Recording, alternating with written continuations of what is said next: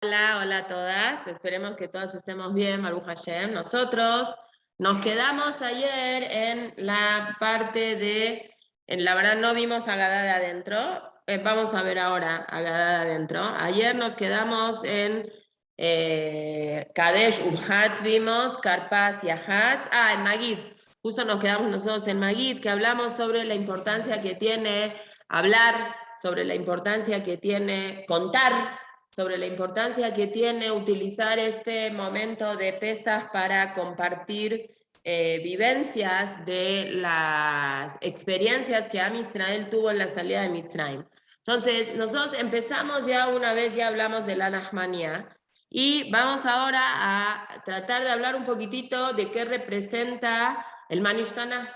El Manishtaná, que es esa típica pregunta, se hace en orden de los sefaradín primero se pregunta por qué se remoja, casi nunca remojamos, y la noche de Pesaj remojamos 2 veces. Luego preguntamos por qué comemos matzá, luego preguntamos por qué comemos maror, y luego preguntamos por qué hacemos mesubim, por qué nos reclinamos. Entonces, en la parashá de la semana, cuando hablamos del impacto que tiene la educación de la mamá sobre los hijos, que es la explicación que trae Rav Shimshon Refael Ish y otros diferentes jajamim en relación a la parashá de la semana, que dijimos que en caso que una mujer diera a luz un hombre, su periodo de impurificación para poder entrar al Bet HaMikdash era de 40 días, y en caso que diera a luz de una mujer, su periodo para poder entrar al Bet HaMikdash era de 80 días, el doble de días. Entonces nosotros dijimos, parecería eso como algo antifemenino, como que Hashem no nos quiere ver 80 días. Entonces explicamos un perush muy, muy bonito que dice Rabbi Shimshon Refael Ish, y dice, en la educación de un hombre es un poquito más fácil esa educación. ¿En qué sentido? En el sentido de que el hombre tiene a dónde encerrarse, a dónde apoyarse, que es la yeshiva, el kolel, el knis. Tienen los hombres, Hashem los hizo de una manera tal que su parte social se ve cubierta con el hecho de ir al knis, ¿sí? Muchos hombres aprovechan ahora Erev Pesaj para concientizar eso de manera más fuerte, ¿no? Se tienen que ir al knis, por eso no pueden ayudar, tienen que ir al cole, por eso no pueden ayudar. Pero bueno, por eso Baruch Hashem, los jajamim que instituyeron el kolel dijeron, no, vamos a poner Beinazmanim, todo Nisan. Como hay en Israel, a la fuerza van a tener que ayudar a sus esposas. No, pero fuera de chiste, el hombre, por su forma de ser como Hashem creó al hombre, se nutre de diferentes lugares, no necesariamente necesita la casa. Sí, obviamente que la educación y las midot y lo primordial vienen de la casa, eso es obvio, de más está decir, pero vamos a decir, un hombre que en su familia no son religiosos, si él empieza un proceso de teshuvah, la verdad es que la tiene más fácil que una mujer que pasa lo mismo. ¿Por qué? Porque se va de la casa. Entonces, por ejemplo, en el caso, vamos a decir, no de un chico que no es religioso, Bijlal, un chico religioso, tiene por experiencia casi natural, no podemos decir natural porque no todos los chicos que acaban la prepa se van a Israel, pero el 90%, vamos a decir, de niños que salen de una escuela religiosa, se van a Israel. Mínimo un año, mínimo 6 meses, vamos a poner el mínimo. Ven otra cosa, aprenden y eso los ayuda a nutrirse y a formarse. En cambio, una mujer que hoy igual hoy en día también está un poquititito de moda, más cerca que en otros países donde es casi súper natural que la chava acaba la prepa o en segundo de prepa o en tercero de prepa, se va a Israel a una midrashá. Pero vamos a decir que eso es muy poquito de los casos. La nutrición, el nutrimiento y el aprendizaje y el jinuj es en la casa. ¿Y quién se lo da más? ¿Quién comparte más tiempo con la niña en la casa? La mamá. Entonces Rabbi Shimshon Refael Ish, y lo dijimos el viernes, dice que el tiempo de preparación que tú tienes que tener para ti, para poder transmitir todo ese paquete tan grande, no puede ser el mismo tiempo si tú educas, si vas a dar a luz un hombre o vas a dar a luz una mujer. El doble de tiempo no es porque Hashem no te quiere 80 días en el Bet HaMikdash. Al contrario, es porque Hashem quiere que te prepares más tiempo para poder dar más. O la otra explicación que dijimos que otros jajamim traen es el doble de tiempo porque en tu panza hubo una mujer que esa mujer, ¿qué va a ser? Una futura mamá. Entonces es un doble compromiso que tú como mujer tienes cuando das a luz a otra mujer. Tienes que preocuparte no nada más por ti, tienes que preocuparte por esa futura mamá que está dentro de tu panza, ¿sí? Entonces es por eso que existe esa preocupación. Pero nosotros cuando hablamos que hoy en día no se aplican estos alajot del doble de tiempo. Hoy en día no es, hoy en día no hay Betamigdash, lamentablemente, ni nada. Entonces, lo que Jajamim nos aconsejan hoy en día, de que retomamos de todo esto es, que lo más fuerte en el jinuj que hoy le podemos dar a nuestros hijos es transmitir un sentimiento. Transmitir un sentimiento es lo más que... Tiempo no tenemos. Paciencia, más o menos. La mayoría de hoy en día, a lo mejor las que están escuchando, las que vinieron, todos, Baruch Hashem, no necesitan trabajar fuera del hogar para mantener a la familia Baruch Hashem. Pero son excepciones a la regla. Vete a Estados Unidos, vete a Israel. No nada más trabajan mucho. Muchas horas la mujer está fuera de la casa. La que puede trabajar de morá dentro de todo, Baruch Hashem, trabaja un horario más cerrado, pero luego se lleva el trabajo a su casa, tiene que hacer exámenes, tiene que hacer boletas. La que no tiene el sujud de trabajar de morá y trabaja de otra cosa, tiene que trabajar de secretaria. ¿Cuánto es una jornada de secretaria? 8 horas, ¿sí? Conozco muchas mujeres, pero ultra religiosas de Israel y de Estados Unidos que trabajan de secretarias, que son enfermeras, que son abogadas, que son lo que quieran estudiar. ¿Se acuerdan que hace poco, hola, hace poco hablamos de, perdón, dejé ahí todo tirado, un minuto. Perdón, aquí está todo tirado, perdón. Habíamos mandado la entrevista con la jueza esa. ¿Se acuerdan? Bueno, pero esta señora religiosa y todo, ¿qué dijo? Que no estaba mucho tiempo en la casa, tenía que trabajar mucho. Entonces no tenemos tiempo, no tenemos paciencia, pero Baruch Hashem, lo que sí tenemos es ese sentimiento, es transmitir ese sentimiento.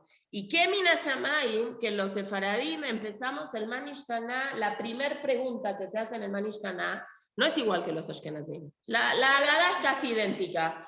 Pero el texto del Manish Taná y algunos puntitos, por ejemplo, ustedes pueden observar, puede ser que si ustedes tienen la Haggadah de el Ben Ish Chai o así, en lugar de decir a Lahmania, dicen he Lahmania, con seré, con 2 puntitos.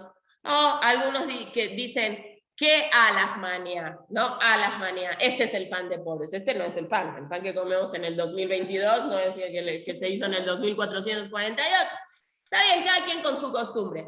Pero básicamente el Manish Taná de los sefaradim, la primera pregunta es ¿por qué remojamos 2 veces? Y eso en verdad técnicamente no es una alajá. Las otras 3 preguntas es alajá. ¿Por qué comemos matzá? Es alajá, hay que comer matzá. ¿Por qué comemos maror? Es alajá, hay que comer maror. ¿Por qué reclinamos? Es alajá, hay que reclinarse. Arre allá que una persona que no se reclina, ¿qué tiene que hacer? Sí, o se reclina del lado derecho.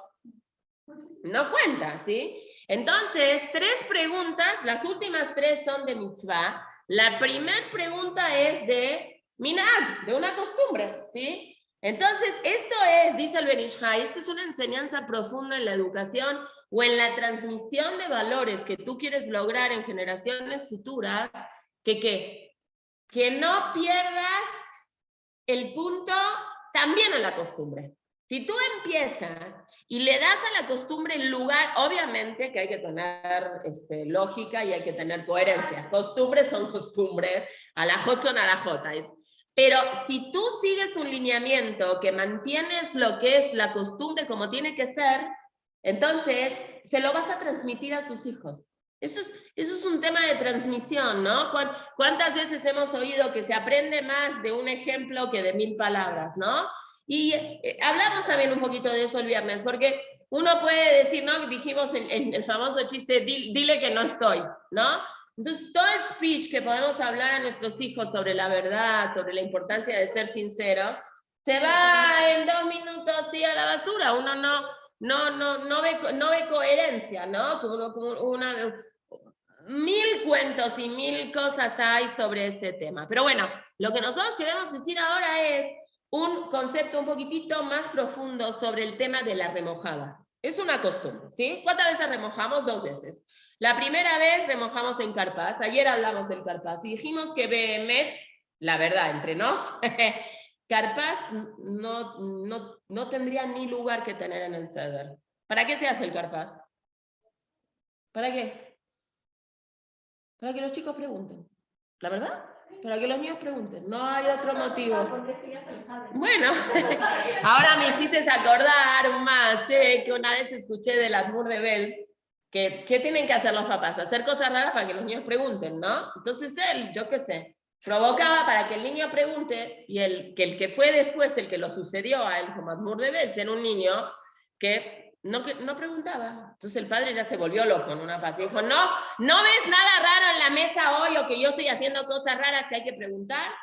Y el niño dijo, yo sé que lo que papi hace no se pregunta. Bueno. ¿Ya? Está bien, son niveles, ¿no? Pero bueno, la verdad es que el carpaz está bien. Que carpaz se llama carpaz porque parej samaj, pares que trabajaron duros, samaj es 600.000 Yehudim que trabajaban duro, está bien, pero la realidad es de que buscamos motivos para hacer cosas raras, para que los niños pregunten, en eso se basa básicamente toda la noche. Pero la segunda remojada, ¿cuál es? La del maror, que se remoja maror con jarosel. Por todo un tema alágico de verajó, de que si entra dentro de la verajá o no entra dentro de la verajá, se agarró algo Adamá y se dice Adamá. Y cuando dices Adamá, piensas en ambas cosas. Ok, muy bien, esas es las dos sumerges. Ahora, cuando nosotros vamos a contestarle a los niños todas las preguntas que hicieron, ¿sí? Que eso es todo Magid. Magid, ¿de qué se trata básicamente? De contestarle al niño. El niño preguntó, ¿por qué esta noche es diferente? Ven, siéntate aquí, te voy a explicar. Hace muchos años éramos abadim, éramos esclavos de Paró. Una cosa jaló a la otra y explicamos. Pero en verdad, si ustedes ponen atención a la Agadá, se da una respuesta por qué comemos matzá. Sí, cuando leemos la partecita de Rabban Gamliel, decimos matzazú, porque Maror también contestamos. Indirectamente también contestamos por qué nos reclinamos, ¿sí? ¿Por qué? Porque decimos en la Agadá que hoy somos como reyes y somos libres y ahora Shem nos sacó. La única pregunta que queda en el aire, que no se contesta ni directamente ni se entiende tampoco indirectamente, ¿cuál es? La de la remojada. Entonces, ¿qué representa esta parte, filosóficamente hablando, la parte esta de la remojada? Entonces, Rabbi Tzadok HaKohen Milublin, él explica y él dice que cuando uno quiere entender un concepto de la Torah de algo, por ejemplo, Rabbi Tzadok HaKohen trae de que la letra Tet, la primera vez que fue escrita en la Torah, ¿qué palabra se usó? Con la palabra Tov, que Hashem vio que todo lo que hizo era Tov. Entonces, de ahí Jajamín sacaron una conclusión que cuando uno sueña con la palabra Tet, la letra Tet, no la palabra Tet, la letra Tet, ¿qué quiere decir? Va a ser algo bueno. ¿Por qué? Porque la primera vez que se usó la palabra Tet en la Torá fue para una cosa buena. Tet es algo de Tov. Ok. Entonces, en base a ese pensamiento de la Torá, lo que hace Rabbi Tzadok HaKohen Milublin dice, vamos a buscar nosotros la primera vez que alguien sumergió algo con algo en la Torá. Busquemos la primera vez que alguien tuvo que sumergir algo con algo. Entonces, la primera vez, dice Rabbi Tzadok HaKohen Milublin, que alguien sumergió algo con algo, fue cuando los hermanos de Yosef vendieron a Yosef, mojaron, sumergieron la túnica, sumergieron la túnica en sangre. A partir de ahí, Rabbi Tzadok HaKohen Milublin empieza a hacer muchas relaciones que hay entre Yosef, la vida de Yosef, la venta de Yosef y la misma historia de Pesaj. Nosotros cuando hablamos de Kadesh, que explicamos lo del Kiddush y no sé qué, dijimos de que el Kiddush, cuando empezamos el Seder, es la primera de las 4 copas. ¿Por qué se toman 4 copas? Entonces, trajimos varios motivos. El básico es porque la Torah utiliza 4 lenguajes de salvación, entonces se dice 4. Pero no es el único motivo. Los otros Mefarshim, el Abudraham y otros más traen que en el sueño del ministro de bebida, con Yosef, cuando le dijo, ¿qué soñaste? Soñé que le estoy exprimiendo uvas, se dice 4 veces la palabra kos. Entonces, como ahí se dice 4 veces la palabra kos, nosotros tomamos arba kosa. Es decir, hay alguna relación que tiene Yosef con la historia de Pesach, pero la historia de Yosef es una historia que quedó inconclusa. ¿Qué más se sumerge en Pesach? Cuando salimos de Mitzrayim, también, ¿qué sumergimos?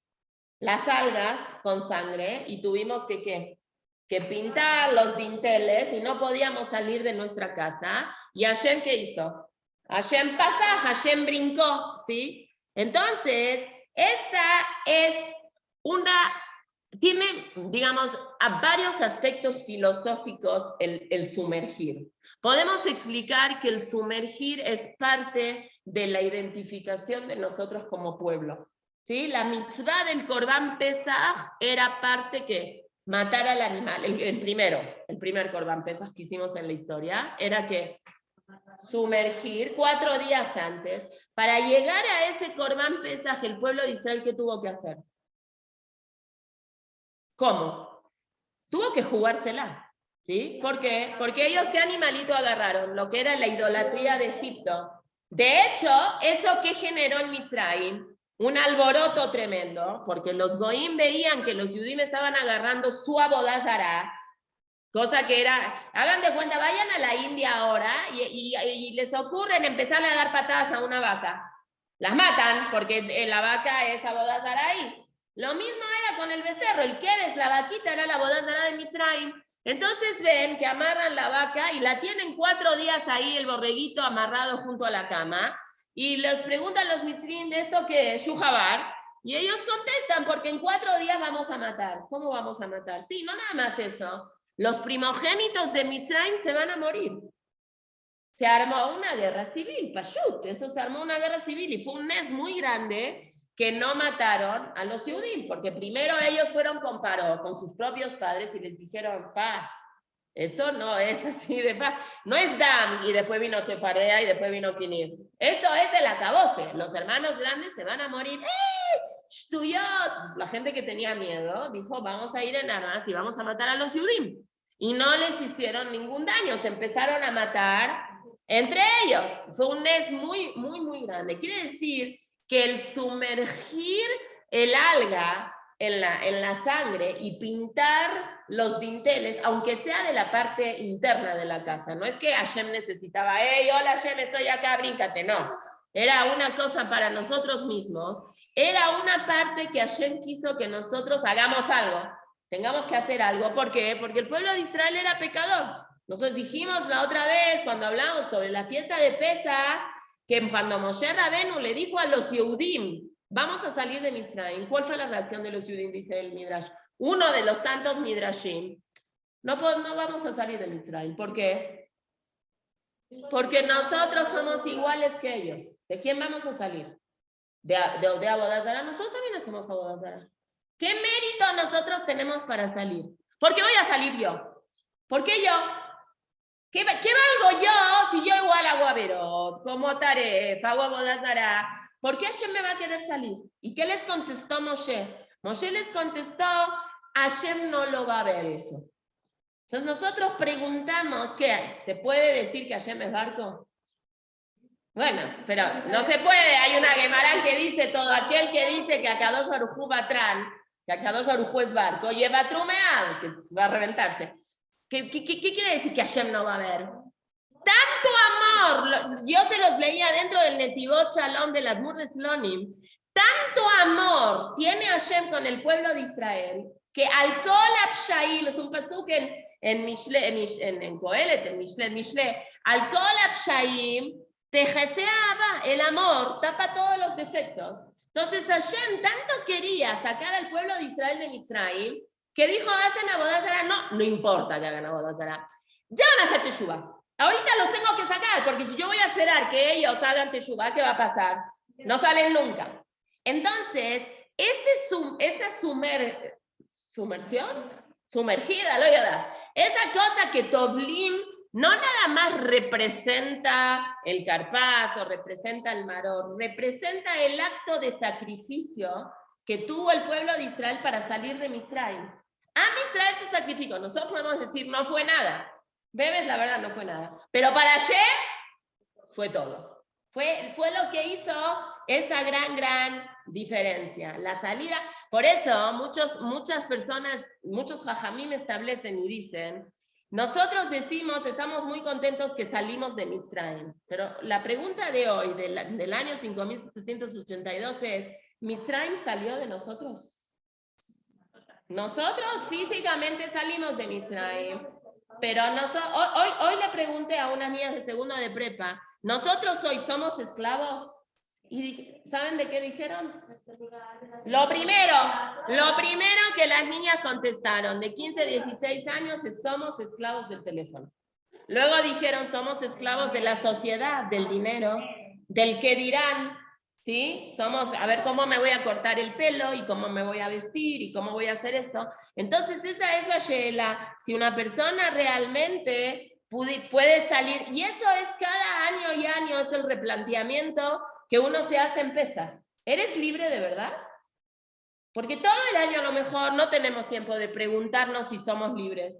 Pero en Pesaj hay que preguntarse, la persona tiene que preguntarse si realmente somos libres, ¿sí? Y no nada más eso. Fíjense cómo Hashem hizo, qué educativa es nuestra Torah Kedoshá. Hashem dijo, ¿saben qué? Una cosa, van a comer el Corban Pesaj, se lo tienen que terminar todo. Para poder terminárselo todo, ni modo que una sola familia se termine todo un animalito. Entonces, ¿qué van a hacer? Se van a juntar. Cuando se van a juntar, van a demostrar amor, van a demostrar que yo me preocupo. A ver, compartimos justamente lo al revés que hicieron los hermanos de Yosef con Yosef. Obviamente nosotros, Hasbe Shalom, no podemos criticar, eran Shifteka, Shevatim, que cada cosa que hicieron en la venta de Yosef tenían ellos un motivo, pero realmente fue un error. Ellos no sabían que estaban cometiendo un error, pero realmente la venta de Yosef fue un error que por culpa de la venta de Yosef, ¿dónde terminamos? Fue lo que provocó, la venta de Yosef provocó que después de unos años terminemos esclavizados en Mitzrayim. ¿Sí? Está bien, todo tiene una cosa buena, y Baruch Hashem que lo vendieron a Yosef, y que Baruch Hashem Yosef fue un tzadik, y que Baruch Hashem Yosef era muy inteligente, y que Baruch Hashem Yosef dijo lo del sueño, y que gracias a eso cuando Paró soñó un sueño, ¿qué pasó? Lo supo interpretar, y gracias a eso lo eligieron de virrey. Entonces, Baruch Hashem, igual nosotros teníamos que acabar en Mitzrayim, porque Hashem le prometió eso ¿a quién? A Abraham Avinu en Brit Ben Abetarim. Entonces, en lugar de que terminemos muchas personas encarceladas y terminar en Mitzrayim, Hashem, como es muy bueno, lo mandó a Yosef. Yosef preparó el terreno. Hubo años muy buenos que Jacob y sus hijos vivían muy bien en Mitzrayim. Mitzrayim era el único lugar donde había comida. Y Baruch Hashem, después ya nos equivocamos, la regamos, hicimos cosas que no teníamos que hacer y hubieron años de esclavitud. Pero el inicio de todo fue un problema de llevarse con el otro. ¿Qué provocó la venta de Yosef? ¿Por qué? ¿Por qué Yosef les caía mal? Por la shonara, por la envidia, porque él estudiaba con el padre. ¿Sí? No es lo de la camisa. La camisa de Yosef, ¿qué valía? 2 elaim más, 2 pesos más que la camisa que les dio a los otros. Era el yahas, era el trato, que Jacob no lo hizo con mala onda. Jacob lo hizo teniendo en cuenta que es una criatura que se quedó sin mamá muy chiquito, que tenían muchísimas cosas en común. Rashi dice, Afilu físicamente se parecía a Jacob con Yosef, un montón de cosas. Pero todo esto lo que nos viene a enseñar a nosotros es la importancia que tiene para poder salir de ese galut en el que estamos nosotros, la unión que tenemos que tener entre nosotros. Los Shvatim, fíjense qué interesante, en Ibrit, Shevet, ¿qué quiere decir aparte de tribu? Palo. Shevet, Shivteja, Umillanteja, Ema y Enajamuni, ¿sí? Pero también, ¿cómo se dice también Shevet en hebreo? Aparte de Shevet, Matot, ¿sí? Vele Matot, ¿sí? Y es el nombre. Mate, ¿qué significa? Si quieres ponerle otro sustantivo a palo, el mate de Moshe, ¿qué era? Bastón. Un palo te puede servir de bastón también. ¿Qué interpretación tú le vas a dar? Puedes usar el palo para pegar o puedes usar el palo para apoyarte. ¿Sí? Los Shvatim, Am Israel, tenemos dos nombres. ¿Qué quiere decir? Depende de nosotros qué nombre queremos usar. ¿Queremos usar el nombre de la pelea o definirnos a nosotros el nombre de bastón? Que una persona sea un apoyo para la otra persona o que una persona sea el contrincante de la otra persona. Ver en la otra persona la enemistad que tiene. Sobre este tema, sobre el tema de la enemistad, que el Manishtana lo empieza como una reflexión para empezar la noche del Seder, es la primera pregunta. ¿Por qué sumergimos? ¿Por qué todavía estamos donde estamos? ¿Por qué todavía no llegó el Mashiach? Porque todavía seguimos confrontados, todavía seguimos peleando, todavía estamos como ayer dijimos, estamos partidos, tenemos que partir la machá. Está bien, hay que partir la machá, partir las cosas del Olam Hazé, pero no nos partamos a nosotros mismos, ¿sí? La primera cosa que Moshe Rabenu hizo, el estando educado en la casa de Paró, ¿cuál fue? Salir a ver, él ya tenía 20 años, salir a ver qué pasa con su pueblo. Lo más lógico, cualquier persona lógica normal, que hubiera visto a Moshe salir, ir al campo de concentración de los judíos y matar al Mitzri, que fue lo que él hizo, y después él por eso se metió en problemas, porque no nada más mató al Mitzri, al otro día volvió a salir y se puso de musarero, ¿sí? ¿Cómo? No le pegues, vio que uno le pegaba al otro, no le pegues, haram. ¿Qué le contestaron? ¿Qué te crees? ¿Que no vimos que ayer mataste al Mitzri? Fueron y lo acusaron. Cualquier persona normal,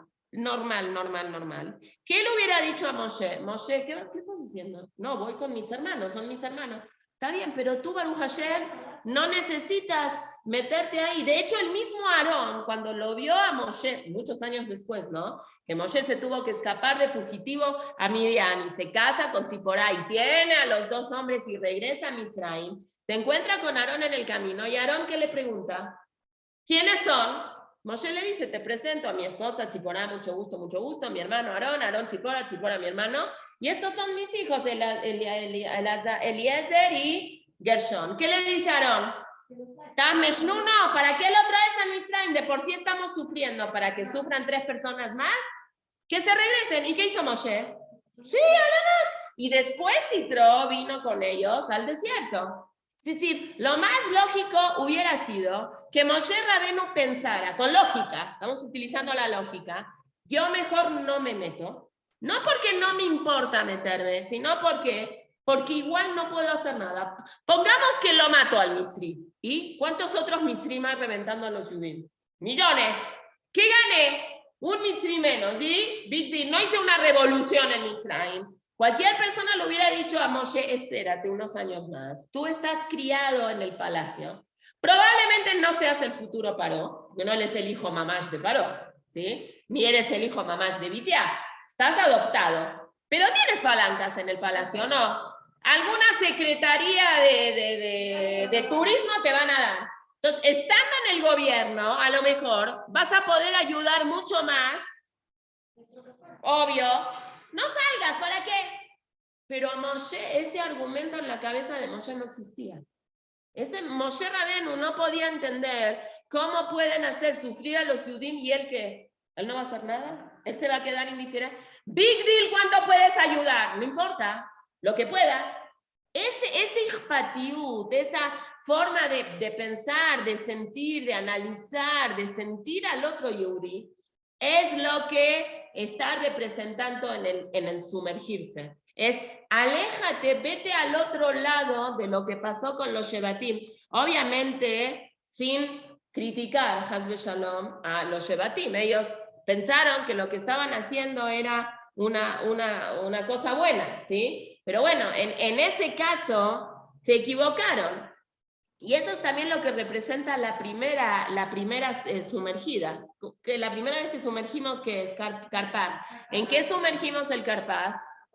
¿Qué es agua con sal? Las lágrimas, ¿sí? El dolor, el sufrimiento, tratar de ponernos en los zapatos de la otra persona, que fue lo que obviamente no pasó con los hermanos de Yosef.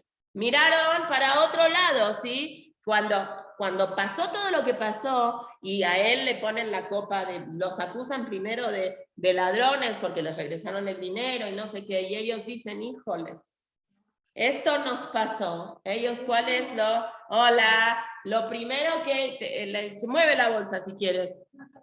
Lo primero que ellos dijeron es, uy, él bitjanenó lefanenu, él nos suplicaba a nosotros y nosotros no le hicimos caso.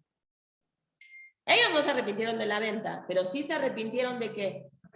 De no haber escuchado los lamentos de Yosef. Es decir, hay que tener capacidad de poder escuchar. A filo, la otra persona a lo mejor no lo dice, pero hay que poner atención en eso. Eso es lo que los jajamín nos quieren decir a nosotros. Es un inyan de anteponer las necesidades del otro frente a la propia. Y eso es una línea muy delgada, porque muchas veces nosotros sabemos de que Hayeja Kotmin, tu vida está antes. Está bien, obviamente que estamos hablando de niveles, y quisiera compartir con ustedes, por ejemplo, la historia de Rabbi Hanan Wasserman. El Rabbi Hanan Wasserman, que al final terminó asesinado en la Shoah. Él cuando fue en el 35, en el 36, no, antes, después, en el 39, 40, él justo estaba en los Estados Unidos recaudando fondos para su yeshiva. Y él se podía haber quedado en Estados Unidos. Y él dijo, yo no voy a dejar a mi comunidad. Y se regresó y lo mataron en la Shoah. Si es gente que tiene esa capacidad de ver las cosas con ese amor y con ese cariño que un yehudí exige de otro de otro yehudí, ¿sí? No es pashut. Cuentan de Rabbi Gedalia Goldberg, uno de los grandes rabanim y rashei yeshivot en Europa de la guerra, que a él lo detuvieron, ¿sí? Entonces le dijeron, los nazis sabían muy bien qué hacer, entonces le dijeron, si quieres, ¿cómo hacían en un principio? Hacían todo un show y le van a hacer un juicio. Y entonces él tenía que firmar la declaración para que lo liberen. Pero, ¿qué día era? Shabbat. Entonces él dijo, yo no firmo en Shabbat. Entonces, ¿qué hicieron? Fueron y llamaron a otro yehudí. Entonces el yehudí le dijo, jajam, ¿se puede alejarle el Shabbat para sacarle de fallot, para liberarse? Le dijo, yo voy a hacer Hilul Shabbat para que a ti te liberen.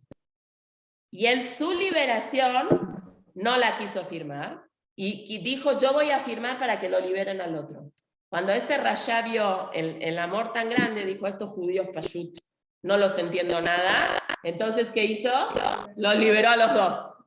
Pero está bien, tuvo suerte, podía no pasarle eso. Pero ¿qué persona está dispuesta a sacrificar su propia libertad por la libertad del otro? ¿Cuántos masiot conocemos y que no conocemos de gente que contamos cuando hablamos de la importancia de hacer gesed, ¿no? Creo que lo dijimos en la Megilá de Pesach, la Megilá de Purim, el cuento que trae el Rav Galinsky cuando él compartió de su sopa con alguien, y gracias a eso lo dejaron entrar al campo de los refugiados y salvó a como 60 niños que hoy forman familias de Tiferet en Am Israel por un bocado de sopa que él compartió con otra persona. Entonces son ellos, esos los detalles que Akadosh Baruj Hu nos enseña a nosotros de la importancia que tiene el amor y el Avat Israel que tenemos entre nosotros. La verdad es que podríamos tomarnos muchas horas para hablar sobre cada una de las 4 cosas que se preguntan en el Manishtaná. Pero bueno, vamos a seguir más adelante. La Matzá, a ver si nos da tiempo de hablar más adelante con toda la representación que tiene. Un detalle que seguramente lo oyeron porque es muy, muy viejo, este perush muy, muy famoso, es que las 2 cosas que nosotros hacemos metabelim en la noche de Pesaj, eso lo trae el Ben Ish Chai, es se agarra el apio, que en verdad no es muy amargo, y se lo sumerge en agua con sal. Y después se hace al revés, se hace algo amargo y se lo sumerge en jaroset, en algo dulce. Entonces el Ben Ish Chai dice, tienes que, el Ben Ish Chai, no el Ben Ish Chai, el Jidá. El Jidá dice que hay un midrash que cuenta que Shlomo Amelech llamó a un, ¿cómo se llama la gente que hace joyas? A un joyero que agarre un anillo y que escriba en el anillo Gam Ze Ya'avor. Esto también pasará. ¿Sí? Y él se lo bueno, me imagino que estaba grabado en la parte de afuera del anillo, Gam Ze Ya'avor, esto también va a pasar, para saber de que cualquier cosa mala ya va a pasar. Entonces dice el Jidá a Kadosh, dice, cuando las cosas no están bien, acuérdate que siempre hay un poquitito de jaroset. ¿Sí? También en el maror, cuando comas maror, ¿qué tienes que hacer? Ponerle jaroset y saber de que en el fondo, Gam Ze Ya'avor, eso también ya va a pasar. Y también tienes que volverte suficientemente humilde que cuando todo parece que está muy bien, que estás en el top de tu carrera y que todo, remoja el apio con un poquito de sal, con un poquitito de lágrima, con un poquitito de ver qué está pasando a tu alrededor. No te vuelvas un ególatra, no te vuelvas un todólogo, no te vuelvas una persona que crees que todo gira alrededor de ti. Muy bien, ahora seguimos. Abadim Ainu Lefaró en Mitzrayim. Fuimos esclavos, ahora le estamos explicando a nuestros hijos, ¿no? ¿Por qué estamos haciendo todo esto? Y a Filu, que todos somos muy inteligentes y muy sabios, es una mitzvah de learbot de sipur, ¿no? Lesaper. Entonces ayer hablamos un poquito que dijimos la importancia que Jajamim le dan a los cuentos, al lesaper. También para los adultos, ¿sí? No es igual escuchar a veces un cuento como que te llama mucho la atención, dice, habla mucho, ¿no? De situaciones que pasaron, no sé, de Ashgaha Pratit, de lo que sea. Justo ayer escuché uno de cómo hay que tener cuidado de no hablar cosas que uno mamás no sabe, pero a veces hay gente que no sabe. Está contando un rab americano que una persona le contó hace poco que tuvo una se casó, felicidades de tu sobrina, muy bonito, que se casó. ¿Cómo es? Una parejita se casa y el fotógrafo te da el CD, ¿no? Con 800.000 fotos para que tú tengas que escoger las fotos. Entonces, la parejita de recién casados está muy emocionada, no tienen en su casa ni computadora ni nada para ver el CD. ¿A dónde van? A la casa de la mamá. Entonces hacen una cena y la mamá los invita a los recién casados para que vean el CD de sus fotos. Y mamás ven que el fotógrafo Yehudi, estamos hablando de Estados Unidos, muy bueno, sacó fotos buenísimas. Están muy contentos, todos felicitando muy bien al fotógrafo. Mira Shamayim, a los 2-3 días, le habla una amiga de la señora esta, donde que vieron las fotos, y le dice, Besat Hashem, se va a casar mi hijo, ¿te gusta? ¿A quién contrato? Le dice, yo me quedé enamorada, tiene fotos buenísimas de este señor. No sé, ¿no tienes otro? Le dice, ¿por qué? Porque sé que le quedó muy mal a otra familia, que no llegó a la jupá, llegó directamente al banquete. Imagínate, no tiene ni una foto de la jupá. Bueno, ella se quedó mal porque dijo, no embona eso en la historia. Tipo, es muy bueno este fotógrafo, ¿por qué? Porque algo le pasó. Entonces, le habla por teléfono y le dice, la verdad, te quiero felicitar, estuvimos muy, muy contentos del trabajo que hiciste con nosotros. Nada más, yo, por buena onda, te quiero decir, hay un rumor que circula en la calle de que parece que tuviste una situación que no fuiste muy cumplido y que el otro ya se puso nervioso. Le dijo, ¿qué escuchaste? Escuché que hubo una boda que no llegaste a vigilar a la jupá y que llegaste directamente al banquete. Mira cómo se malinterpretó. ¿Qué había pasado en esa boda? El fotógrafo original les canceló. No se apareció. Rápido en la familia empezaron a buscar un fotógrafo. Me encontraron a mí. Pero yo estaba lejos de la ciudad Y a la jupá no llegué, lo máximo esfuerzo que hice, agarré el coche, corrí como locos, agarré mi equipo y todo, llegué al banquete. Encima yo les hago un favor.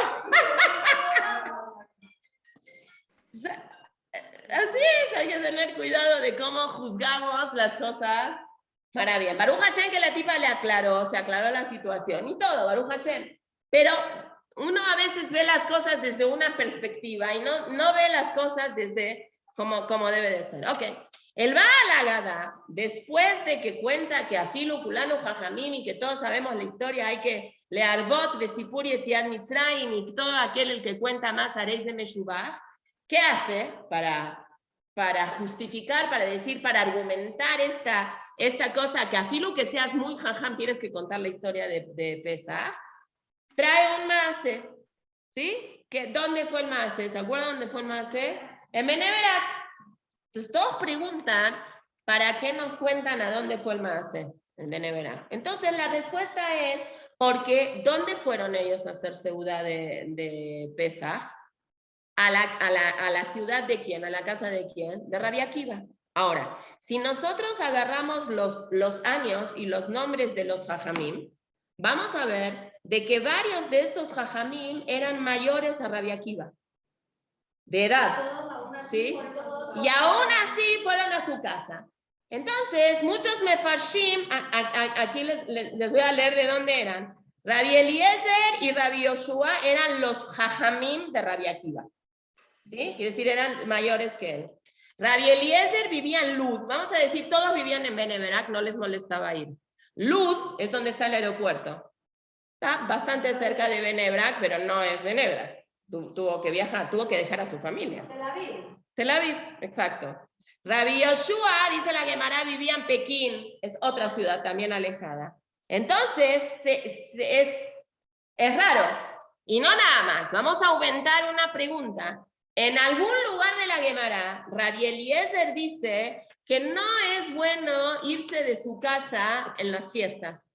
Vieron que la gente, hay una mitzvah también de irse con su jajam, ¿no? A donde pasa la fiesta el jajam, ir con el jajam.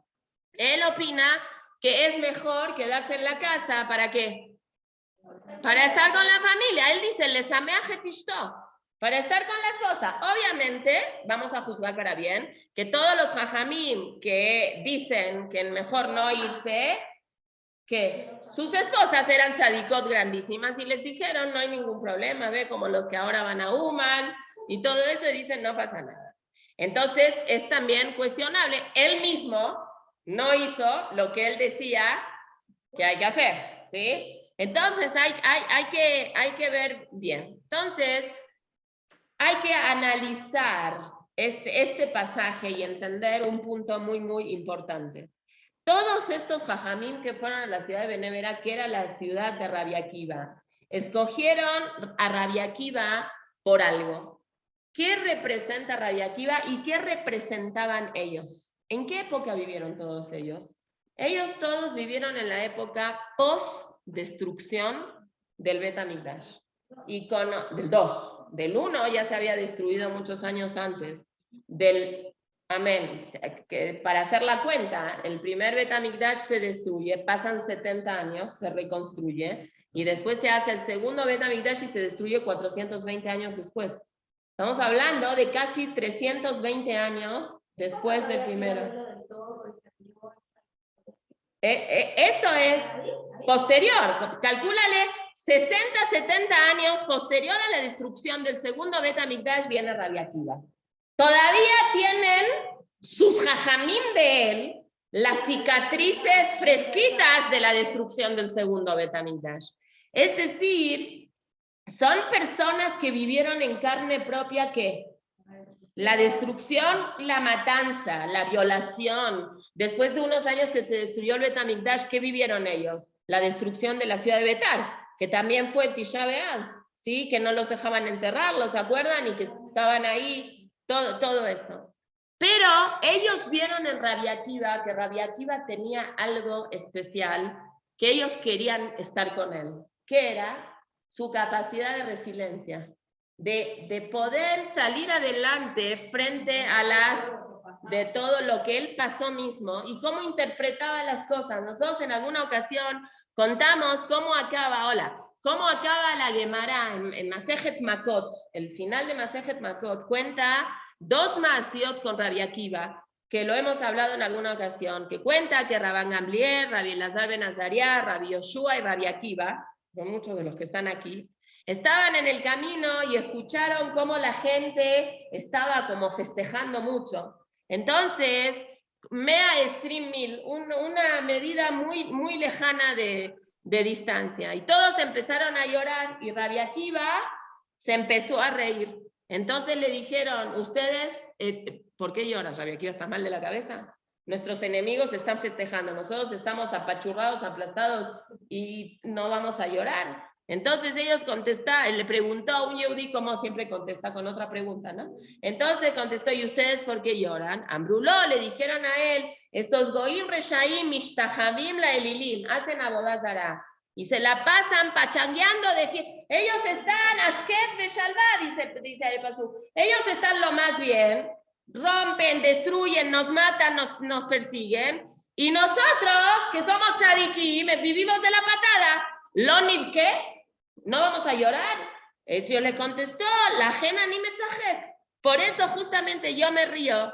Umá le obré retzonoka. Si así les va a los que hacen en contra de la palabra de Hashem, en el futuro, ¿cómo nos va a ir a nosotros? Que nosotros sí hacemos la palabra de Hashem. Ese es un maase.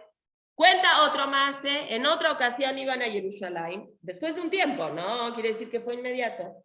Y llegaron a Aratzofim, la montaña se llama Aratzofim porque de ahí se ve toda la parte del cótel y todo eso. Se rompieron las ropas.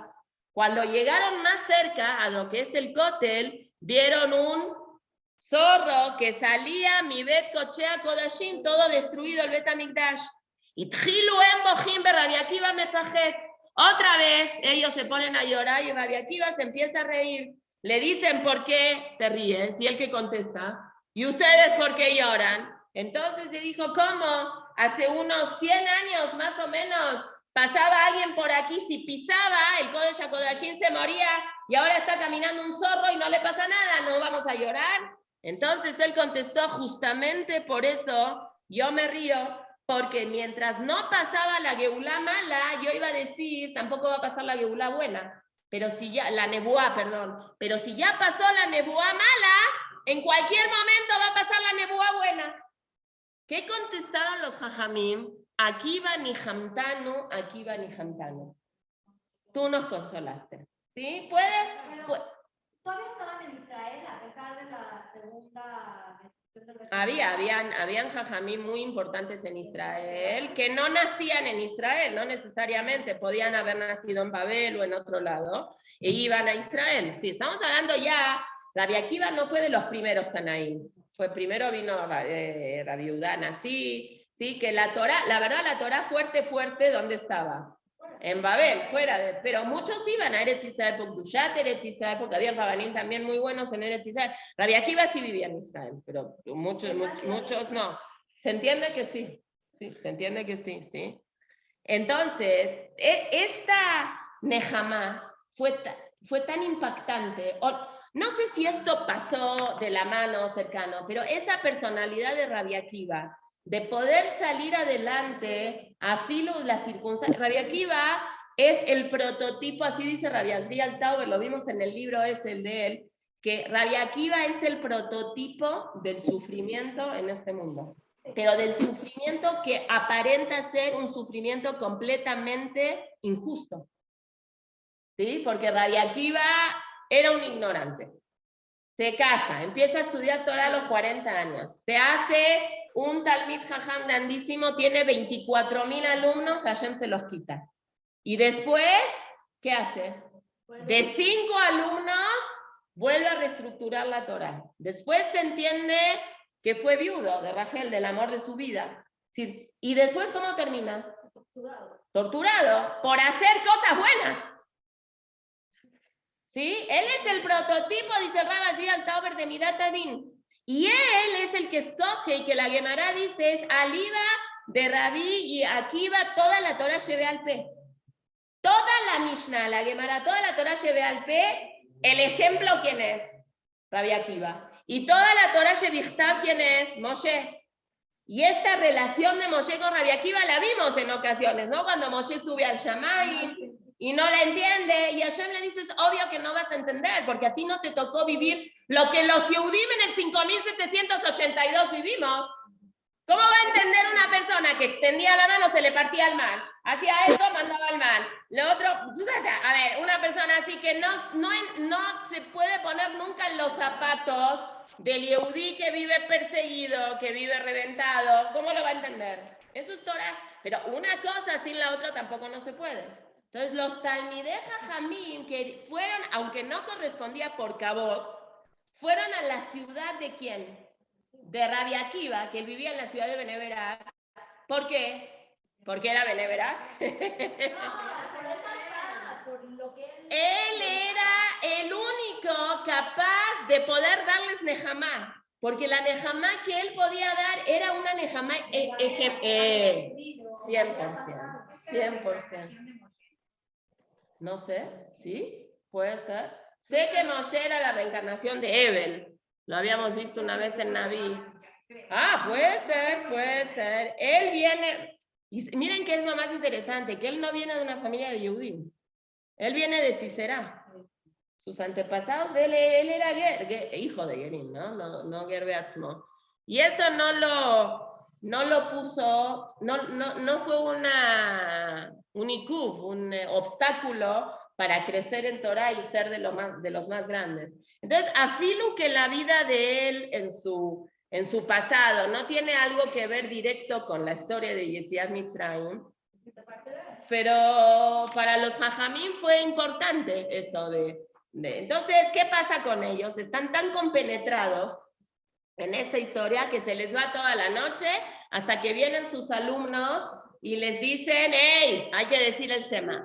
Entonces, aquí también hay otro punto importante, que los Jajamim lo tomaron a mal, no se entiende, al contrario, ¿sí? Entonces, acá otro punto importante es que el grande también puede aprender del chico todo el tiempo. No es, cualquier persona podría decir, están en niveles donde ni siquiera vieron la oscuridad. ¿Qué quiere decir? Que su Torah era tan brillosa que iluminaba como si fuera de día. Si no, como, a ver, que eran tontos los jajamim, no se van a dar cuenta que ya se hizo de día. Quiere decir que su Torah iluminaba mucho, pero no importa, puede ser que estés en niveles, en el Shamaim volando, las mitzvot, hay que hacerlas. Entonces, interrumpe, cierra tu Torah que estás volando, y entiende que tienes que cerrar y ahora tienes que cumplir la mitzvah de Kriyat Shema. No, yo estoy en cosas más importantes. No hay más importantes. Bueno, luego sigue la partecita donde Rabí Elazar ben Azariah dice, yo soy como si tuviera 70 años, y a eso es el famoso cuento que sabemos que él en verdad lo tuvieron que escoger como Rosh Betin de urgencia, porque había habido un problema con el anterior, y él tenía ¿cuántos años? 18. Entonces, acá también hay un punto muy interesante de analizar. Él dice, le proponen ser el líder máximo de Am Israel. ¿Qué hace el Rab? Dice, le tengo que preguntar a mi esposa. Entonces la esposa le dice, pues qué lindo, pero tienes un problema. No te ves. Entonces, aquí surge la pregunta, ¿era jajam o no era jajam? No, sí. Claro que era, por eso lo escogieron, pero no se veía.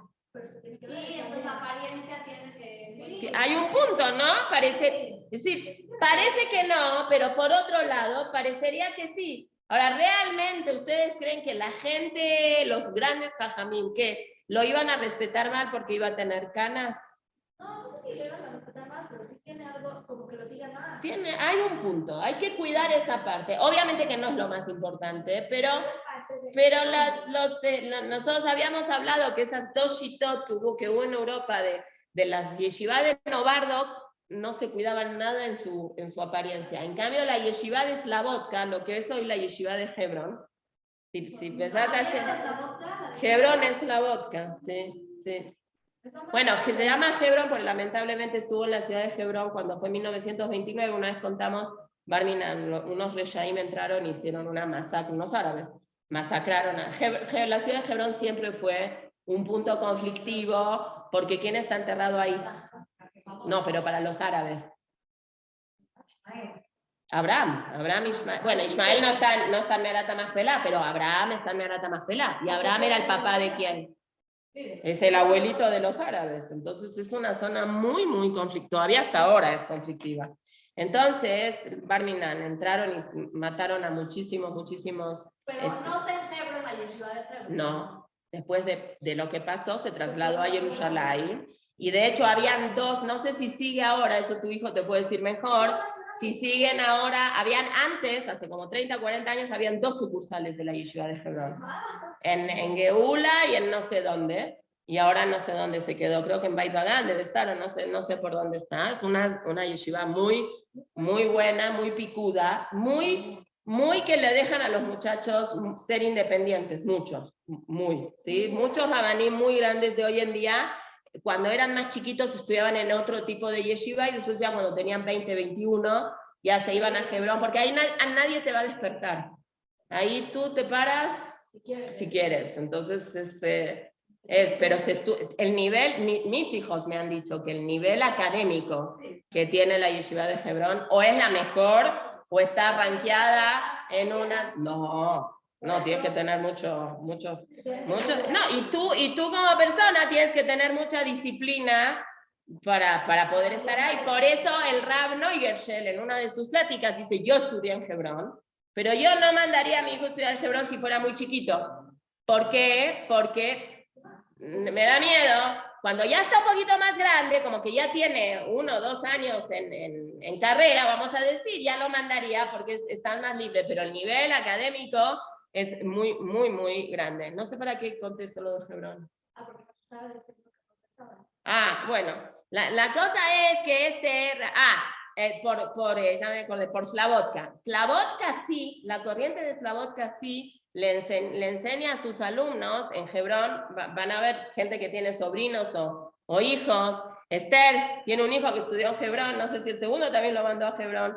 Le dicen a los muchachos, los Yudim somos un pedacito de Hashem caminando, no pueden verse mal.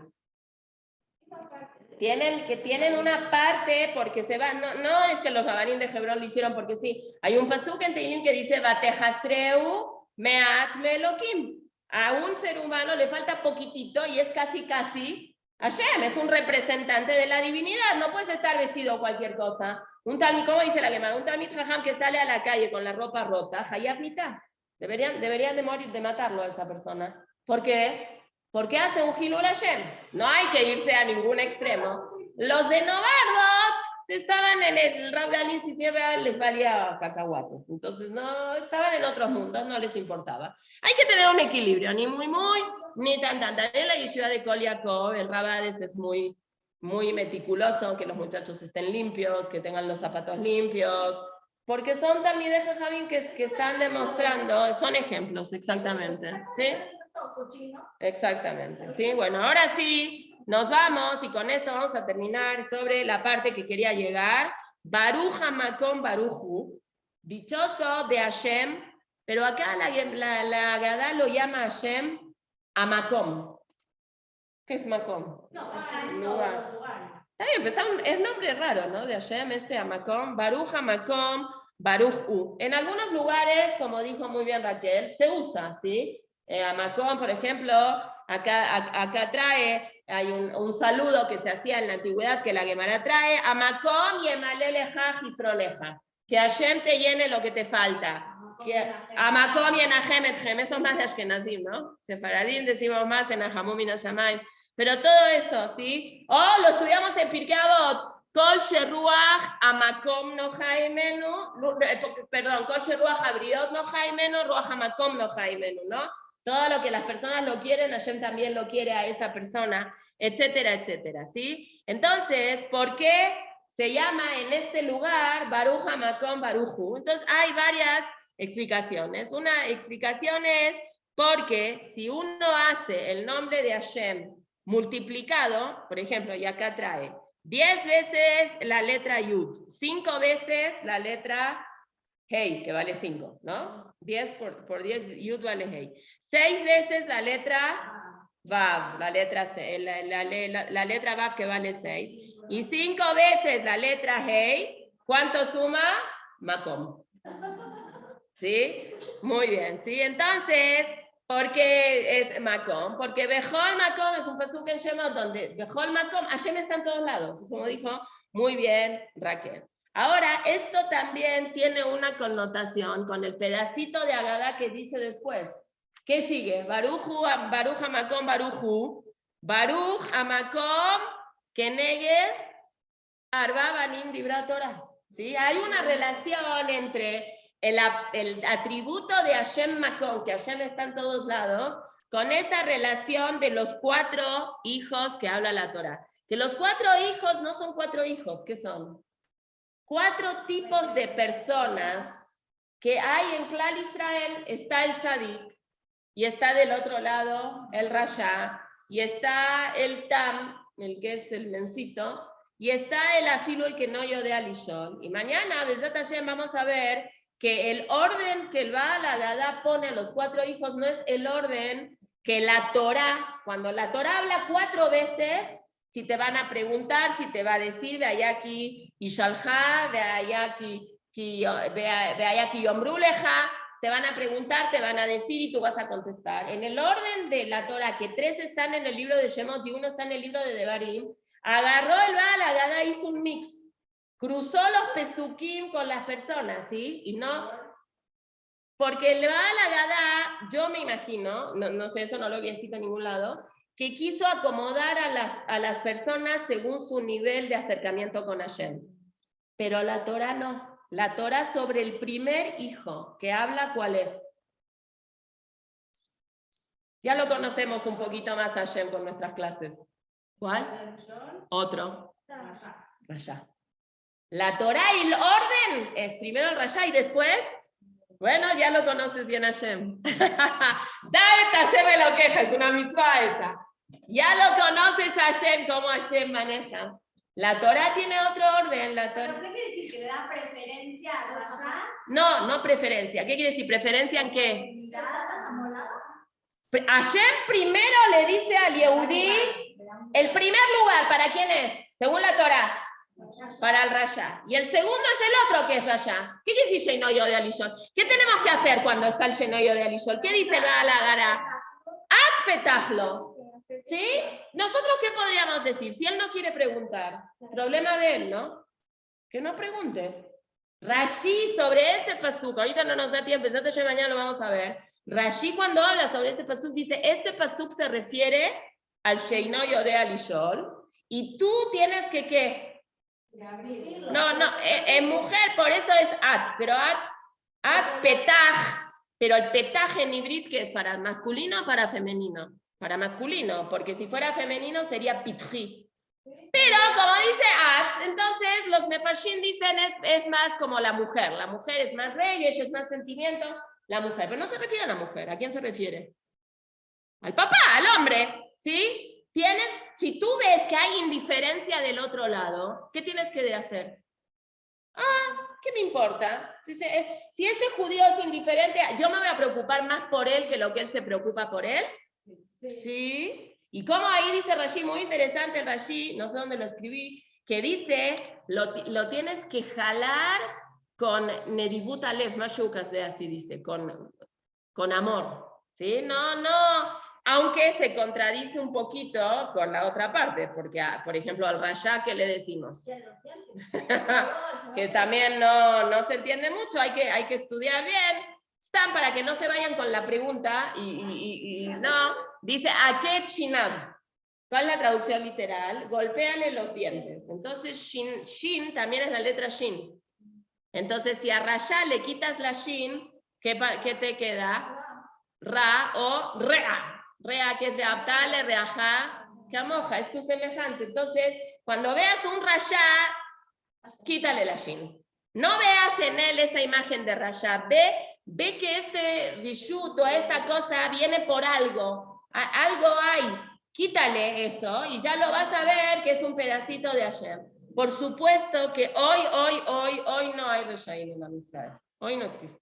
Afilu, el que sabe y el que hace al revés, es porque todos los hajamim les van a decir, especialmente Rav Haim, cuántas historias ahora están saliendo de Rav Haim, como cuando una familia, Bar Minan, si tenía un hijo que se había alejado, lo que sea, le decían, y como el Rab decía, ¿qué decía?